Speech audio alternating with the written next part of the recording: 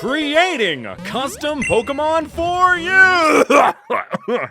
Sorry, I had something stuck in my throat. Hey everyone, Brandon here. A bit ago, my friend TrueGreen7 made a video where he created custom Pokemon for his viewers. So I thought I'd do the same. Though first, I want to acknowledge what else was discussed in Run's video. This format was inspired by a certain creator who has used and continues to use AI in their videos. Many have defended this creator as they've moved away from using AI for their Fakemon and have recently stopped using it for their thumbnails. But the fact still remains they continue to use it for background elements and certain assets for their videos, even going so far as to blur the backgrounds to hide the fact that they are using AI. And they're still profiting off videos using AI, which is not okay. They also only started moving away from AI after they had accrued a massive following across many platforms, building their viewer base off stealing from artists by using AI-generated Fakemon. I can appreciate the growth in moving away from AI usage, but those that continue to defend this creator are missing the point. It's like if people defended Team Rocket after they decided to stop stealing people's Pokemon and catch their own the right way. Yet at the same time, Team Rocket's still using those Pokemon they stole to commit crime. One right action doesn't fix the problem. While paying artists is good, and I agree with that, the circumstances around this channel's growth and the continued profit using AI are wrong. As someone who also pays artists to make my Fakemon, I haven't had to resort to the use of AI to make my videos, as have many other Fakemon creators, commissioner or not. I wanted to offer this as a series, like Ron, to be an anti-AI option. AI directly steals from artists when creating their algorithm, and the encouragement of its widespread use will only further that problem.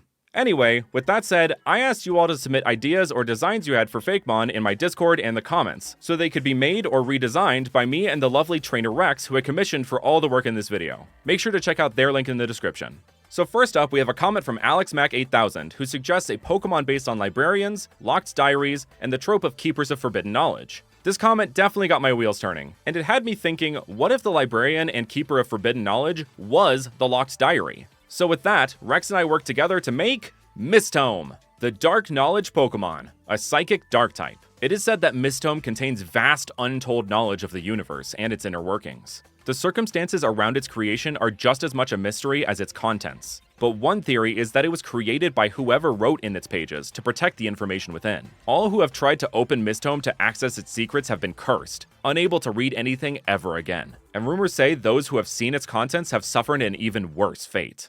So for its design, I wanted to try to channel that grand knowledge keeper or wizard type vibe with the flowing robes or capes. So I thought a perfect way to do that would be to have it look like the book was trying to open but was being restrained by leather straps and a lock, which the lock has a rune to match its eyes. Like the lock itself is the soul of the Pokemon, kind of an inverse of Klefki in a way. The way the leather straps come down to the lock emulates a kind of calm, contemplative pose of one who has ancient knowledge. I definitely thought of characters like Wan Shi Tong from Avatar: The Last Airbender, and even Gary from that one episode of SpongeBob when crafting this design, which was a fun visit back to my childhood. I'm very proud of how this turned out, so thanks to AlexMac8000 for the idea. Next up, we have a design submitted over on my Discord. The link to join the Discord is in the description, so if you want to submit a design to be redone, go ahead and join. Also, make sure to leave a comment down below with an idea for a Fakemon, and hit those like and subscribe buttons so you can see if your idea makes it in a future video. I'll be turning this into a series if this video does well, so make sure to share it with friends and show whatever support you can. Back to the design though. This first one is by Froggal with Paluzard. I thoroughly enjoyed this concept, but I thought the design could use some adjustments, which I'll discuss after I show the redesign. So with that said, here is the new Paluzard, the Pollution Pokemon, a Poison Dragon type.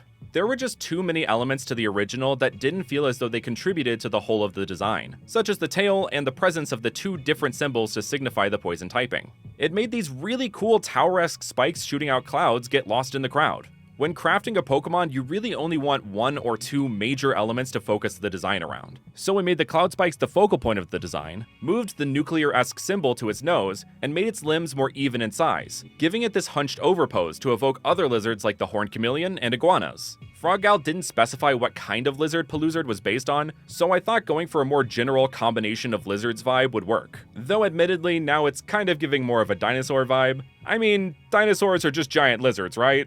Oh god, I can hear the paleontology community screaming from here. Either way, we changed the maroon coloration of the original to more of a dark purple and pink, which I feel really makes the bright toxic green parts pop. The dex entry that Froggal gave Paluzard is, they eat bad air and trash and emit a calming aroma from the exhaust pipes on their back. It is speculated that they used to look drastically different from what they are now, but changed due to environmental damage. And it certainly does look drastically different than it did before. And I hope you like it, Froggal. Thanks for submitting the design. And you know who helps me pay the incredible artists I work with for designs like these? Our members. You can hit that join button and become a member at any level, which helps me continue to support the artists I work with and be an anti-AI alternative. The Art Mage tier in particular pays for one design a month that I credit you for, but any level of membership really helps. So hit that join button now. For yet another redesign, we look to Nightdrake, who made this cookie dough inspired zombie line called Jarain and Zomkeys. Though this was submitted as an original Pokemon, I couldn't help but look at Jarain and see a Sinistea convergent form waiting to happen. So I present Sinistea, the cookie dough Pokemon, a ghost psychic type. And after being given a soft or crisp cookie to hold, Sinistea evolves into Zomkey, the zombie cookie Pokemon. You can see Zomkey has busted out of the can of Sinistea, much like canned dough tends to pop out suddenly after being opened. I hope Nightdrake doesn't mind me taking some creative liberties here, but I thought the concept fit so well as a convergent rather than something wholly original. The original concept has Zomkey's chocolate chips infecting people to control their minds. And while that works, I think an alternative could be that the people or Pokemon have to eat from this line's dough to become mind-controlled, a reversal on the typical trope of a zombie bite spreading the curse. Plus, Sinistea already has a dex entry where drinking from it will let it steal some of your vitality, so it's in line with existing Pokemon lore. I find this to be a really fun twist on a convergent form and the zombie trope, and I hope you all agree. Thanks again to Nightdrake for submitting their design and inspiring this line. There are some entries that were submitted in the Discord that I felt deserved to be highlighted, because they're good designs and concepts that really didn't need any extra assistance in my opinion. So for our first round of honorable mentions, I'll start with Geishori by Guac on Top. I think this is super solid. If I had to change anything, I would probably add some pupils or irises to those eyes to help make it a bit more expressive. It honestly feels like a relative to Sarina, so maybe the design could even work as a regional form. Good work either way. Another honorable mention goes to Phantomations with Boa Aura and Aura Borealis. Those names and the concept are just brilliant. The only thing I would really change is the base stage is a bit too complex and the body could be a bit smaller, but aside from that, these are some really great designs. Next from Emsh, we have Furniworm. This design is very epic, but just a bit too much to be a Pokemon. At least a normal one. This could maybe be a legendary, though I didn't see Emsh say it was. Also, Pokemon should feel like you want to be their friend, and this design feels just a bit too detailed and menacing. It's a very cool creature design though, and I could see it being in something like D&D. It just needs a bit less detail to give a more Pokemon vibe. Like I said, a very cool design nonetheless. Lastly, for this round, we have our only 3D entry from Caffeine Artist with Lemodor. I thought the medium of a 3D model is super fun, and the inspiration of a citrus fruit British naval officer that acts as a reference to scurvy is brilliant.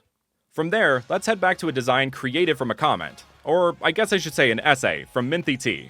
I was very impressed by the amount of research, detail, organization, and effort in general that went into this entry, and the way it was formatted made it super easy to visualize their idea. You can pause to read all of it if you want. I do not expect, nor do I want, every comment or Discord post to look like this, but I had to put respect on this post as it is a great example of how one could present their ideas when commissioning an artist, and definitely inspired me to up my presentation game.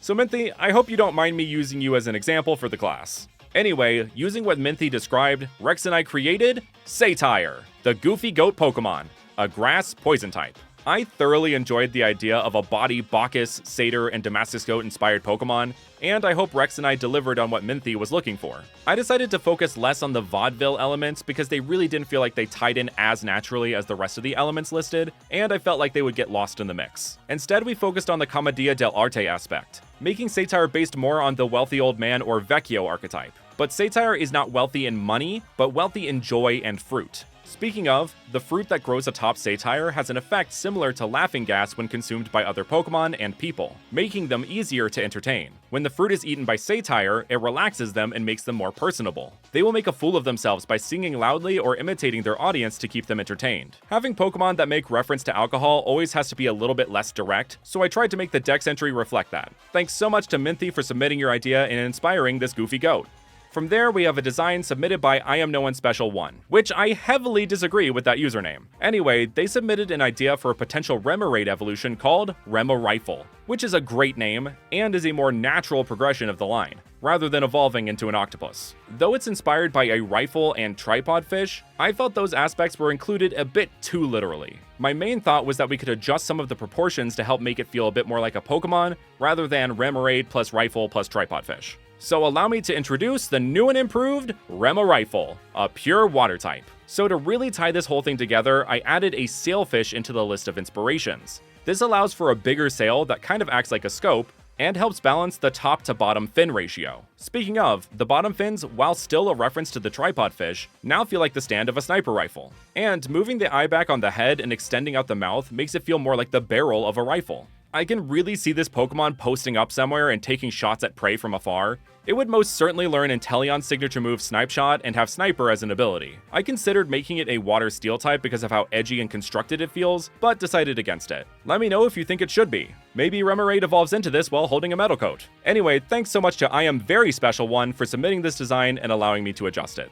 And before our last redesign of the video, allow me to share our second round of honorable mentions. First of this round, we have this electric steel type line from Retroplasm. I think these are all solid creature designs and really didn't need much adjustment. The only thing I would change is that the final stage is a bit busy design-wise, and is a big jump in evolution compared to the jump from the base stage to the middle. Retro always submits such great designs though. Next, we have Moonshine from Gracie. I think this creature is adorable, and I want to swipe the idea for one of my D&D campaigns. But without knowing what the design is inspired by, it feels a bit like two random things thrown together, which is totally fine in normal creature design, but when designing a Pokemon, Game Freak tends to be a bit more deliberate with how they piece aspects of a Pokemon together. If there's an inspiration that I'm totally missing, let me know, but otherwise that's something for you all to consider when making a Pokemon. Awesome job though, Gracie.